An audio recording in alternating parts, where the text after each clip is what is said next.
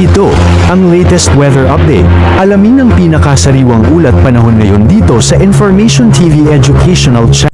Nakakaapekto pa rin ang habagat sa Luzon at western section ng Visayas. Yung habagat po natin kahapon and generally ngayon is hindi po ganun kalakas kung i-compare po natin sa habagat natin ng first half po ng last week. Kaya po nasilayan pa rin natin yung haring araw ng umaga hanggang tanghali. Ngunit dahil prevailing pa rin po yung habagat natin, generally mga pag-ulan po is mararanasan nga natin ngayong hapon at gabi and possible din po sa madaling araw. Posible pa din yung periods of heavy rainfall kaya pag-iingat pa rin para sa ating mga kababayan, and also nakita po natin yung trend ng habagat natin ngayon maging sa mga susunod na araw ay palakas po or posible tayo magkaroon muli ng another strong habagat episode. Kaya po ngayon na-expect natin possible na yung mga occasional rains or posible po yung hanggang sa mga malalakas na pagulan for the area of Ilocos Sur, La Union, Pangasinan at Zambales maging sa area din po ng Bataan. And possible din po na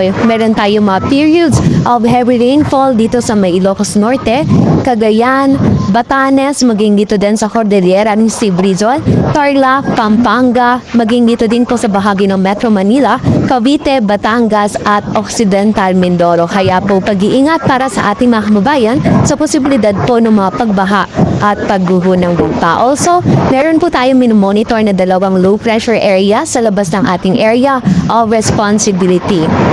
Unahin po natin itong low pressure area 08E, huling namataan sa line 2,395 kilometers east-northeast ng extreme northern Luzon. Unlikely po itong maging isang ganap na bagyo and palayo din po yung movement nito dito sa ating area of responsibility. And kanina namang 2 p.m., meron po tayong namataan naman na isa pang circulation or low pressure area galing dito sa mga cloud cluster silangan ng Luzon, Visayas area. Huli pong lokasyon nito is 1,385 kilometers east of Central Luzon. Sa ngayon, nasa labas pa po ito ng ating area of responsibility. Ngunit sa mga susunod po na araw, na oras, or likely mamayang gabi is papasok na din po ito sa loob ng PAR. Also, posible din po itong ma-develop at maging isang ganap na bagyo sa mga susunod na araw at ang susunod po na pangalan natin ay Neneng. In terms of TC development mo, meron tayong dalawang scenario.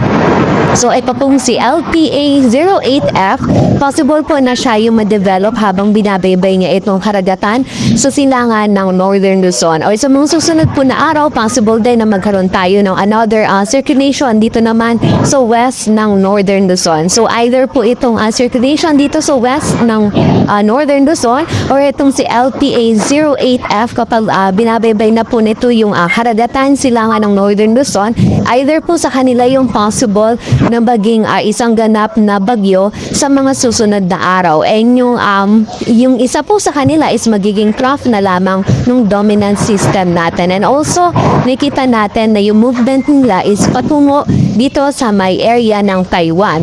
So, in terms of direct effect po, possible na maapektuhan itong area ng Batanes ng bagyo directly. And sa mga susunod na araw, ito din pong circulation na ito, yung nakikita natin na mag-contribute dun sa paglakas ng habagat.